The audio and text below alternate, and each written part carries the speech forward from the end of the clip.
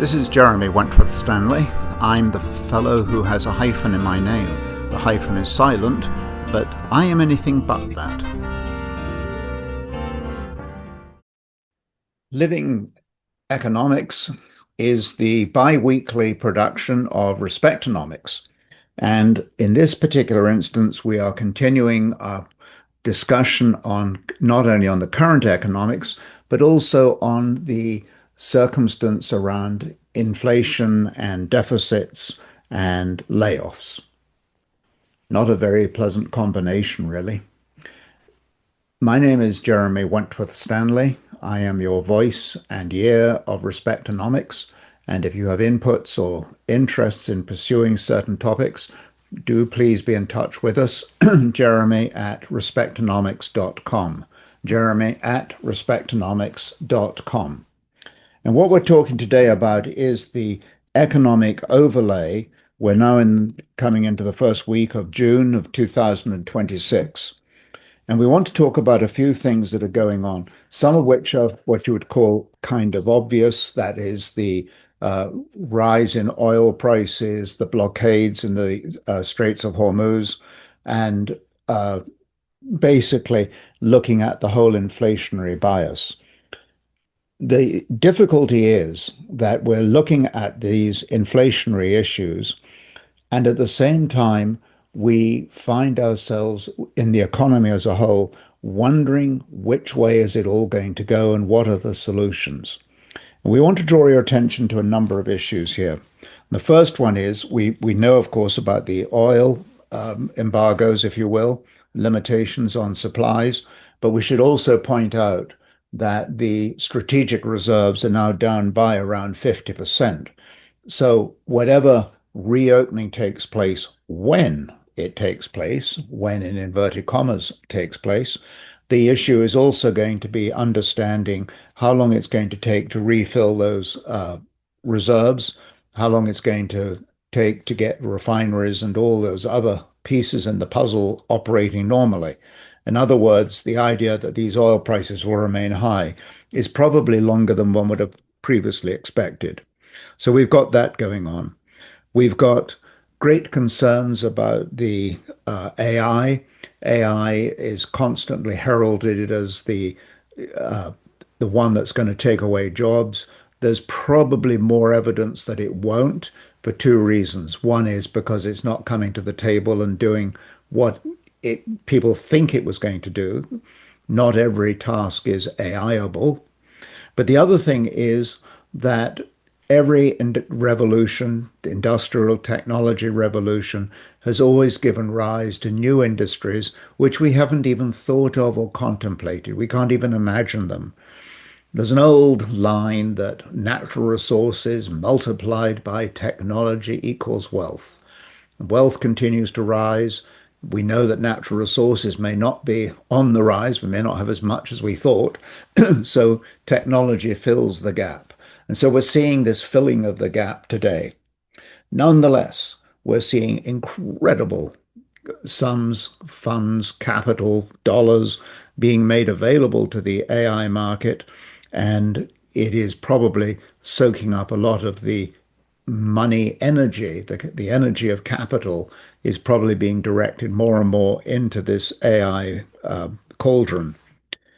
One of the things we should think about is that while we look at AI and get concerned about it, we're also dealing with other imponderables.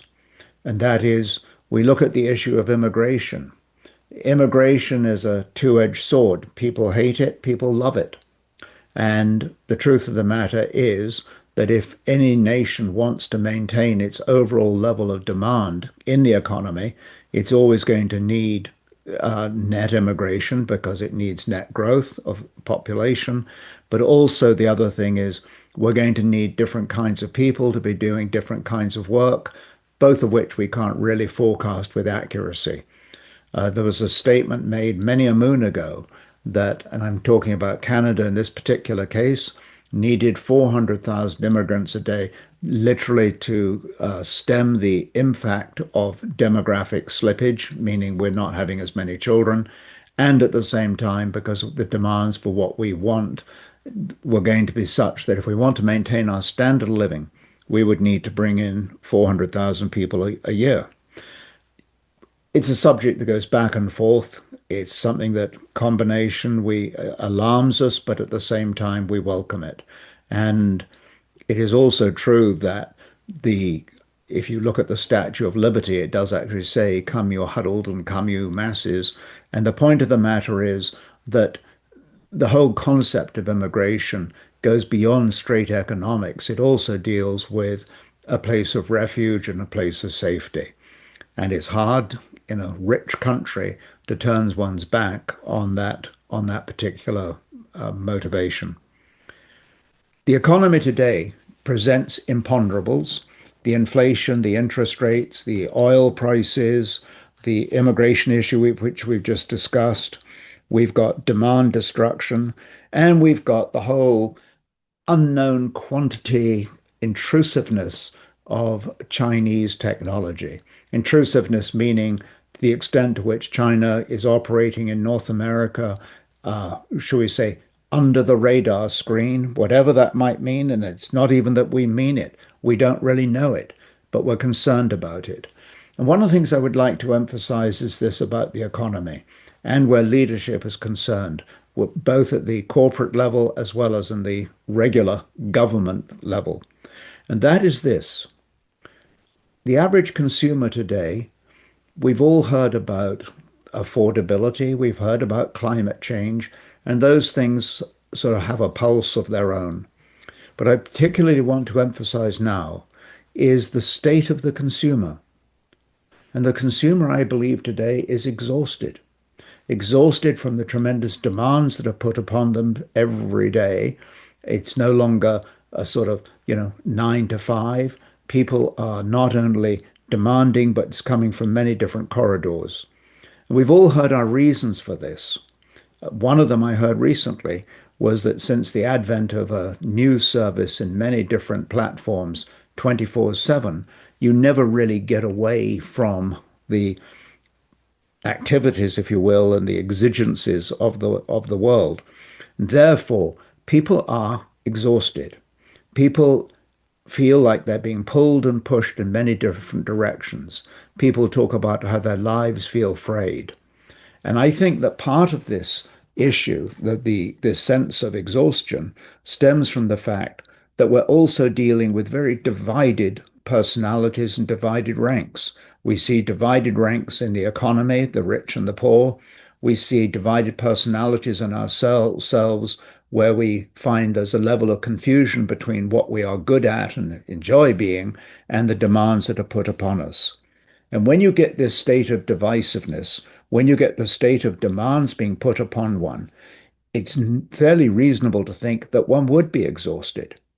Therefore, one of the things about this economy is because it's an imponderable, because it keeps moving in different directions, because it seems to defy logic, that, for example, the stock market is doing extremely well at a time when segments of the economy are not. We hear reasons where there's unfilled vacancies. We hear of stories where people are being laid off. A lot of confusion, a lot of divisiveness, a lot of separation going on in the economy. The rich and the poor is the obvious example. But we're seeing all these things at a time when governments have become less and less transparent, and a time when their motivation appears to be literally re-election and nothing else. So with all of this there, the consumer is exhausted, and I'm fond of being able to say, here are the next steps. It's very hard to have a next step when one is exhausted. I think at this point, the name of the game is to recognize this weakness, this deficiency in our levels of energy and enthusiasm and motivation, and then ask ourselves what we can ask of government and business leaders that's going to reconstitute this energy, reconstitute a sense of purpose, and give us that sense that there really is a green light at the top of the hill. I rest my case. My name is Jeremy Wentworth-Stanley, I am your voice and your year of Respectonomics and look forward to hearing your comments on this. And my address is jeremy@respectonomics.com. Thank you so much for listening.